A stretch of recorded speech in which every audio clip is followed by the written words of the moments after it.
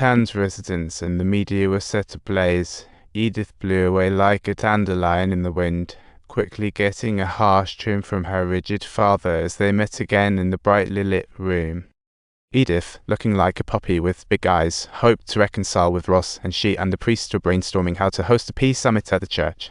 Subtitles. Edith was eagerly hoping that Ross would come to the event, as she had something important she wanted to say to him.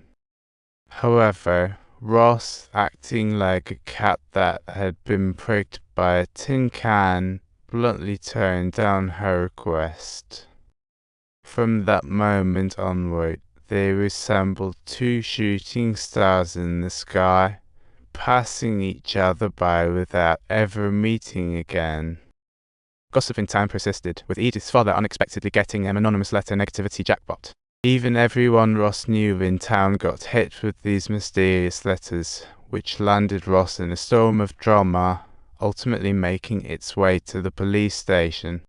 In one day, the police station received 11 reports, all implicating Ross. The letters were mostly full of vulgar remarks, with a few written in oddball language. With the flood of nasty mail, even the Interior Minister caught wind of the scandal. These malicious letters were downright scandalous, stirring up chaos among the townsfolk like a surprise tornado. Subtitles. The victim count soared to over 100, prompting the Interior Minister to call it the nation's greatest shame.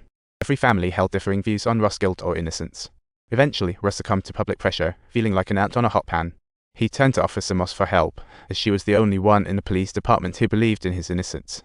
Although it made Moss roll her eyes a bit, she didn't think Ross wrote those toxic letters. Those letters were penned in a style more fitting for a hipster poet. Only someone with a degree could write them. Plus, several letters looked nothing like Ross' handwriting. The problem now was that the issue had ballooned. Officer Moss feared Ross might get sentenced to a year of hard labor and could lose custody of Nancy, with only 10 days until the trial. Subtitles. They must seize the moment and uncover the truth as soon as possible. A few days later, another anonymous letter arrived at Edith's home. It was truly the long-awaited attack. Her mother saw it and had a heart attack. Despite Edith frantically calling the local doc, they couldn't save her, and the police were busy confirming the autopsy report. Officer Moss, being all clever, had Edith sign the autopsy report, with handwriting matching those anonymous letters like they were long-lost twins. Edith's mother's funeral was held at the church, with family and friends pouring in to pay their respects, while Officer Moss handed Edith's notes to the sheriff, hoping he'd take a peek at the case. The sheriff took it seriously, with detectives and experts joining in, not wanting Moss to cause trouble. However, the notes Moss had wouldn't fly as evidence in court, considering she was a disregarded female officer, especially since she didn't heed the sheriff's intentions. Deciding to investigate on her own to swiftly wrap up the malicious letter case, the sheriff had no choice but to temporarily suspend Ross, who was merely trying to be a fair cop. Yet, something seemingly straightforward made Moss feel utterly drained, memories of her father's teachings flooding back as she swore to uncover the truth. The next day, she tracked down Gladys. With the trial only a week away, they needed to gather key evidence. Gladys' house became their headquarters. They set up to monitor every move of Edith to record her whereabouts, yet this shoddy surveillance quickly caught Edith's attention. That night, she opened the wooden compartment in her room, stuffed to the brim with her handwritten malicious letters. After years of strict upbringing, she finally realized something. Deep down, she truly admired Ross' free-spirited nature. She always longed to be like Ross, yet she had to keep up the appearance of a perfect lady.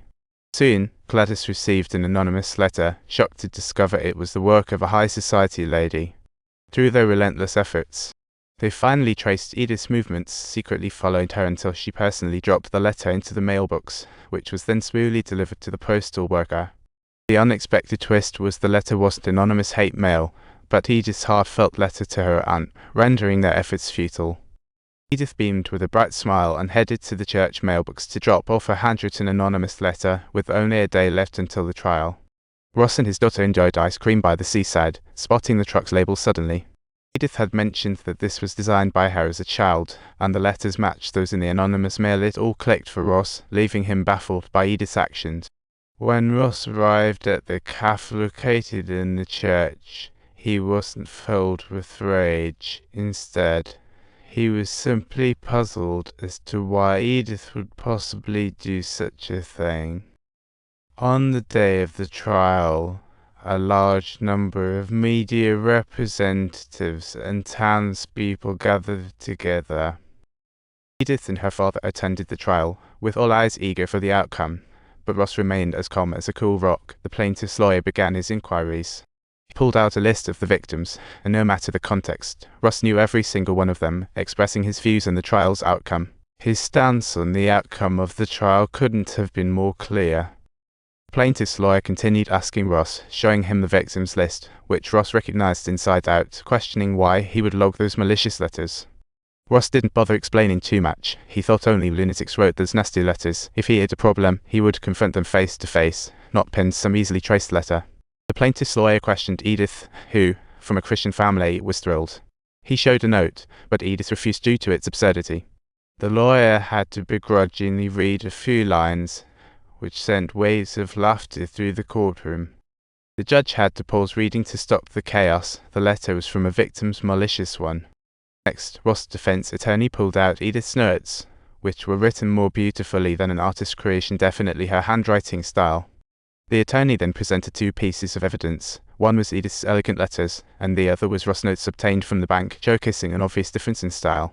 All the letters from the nasty mail matched Edith's submitted notes, seemingly laying irrefutable evidence for everyone to see. This solid evidence triggered chatter. Edith, unprepared, turned pale, figuring how to respond. She stammered a few incoherent words before plopping down in her chair, finally finding a spot to catch her breath.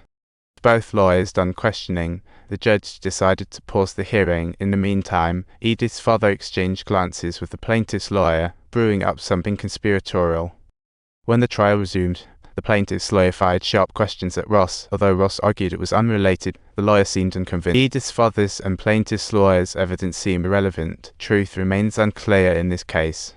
They even investigated Ross' birthplace but found zero records of his marital status, leading to the conclusion that Ross might simply be lying through. Evoked townsfolk sympathy with his husband's sacrifice story, hiding Dawson Ounce's birth legitimacy. Subscribe to our channel for the latest updates and exciting content.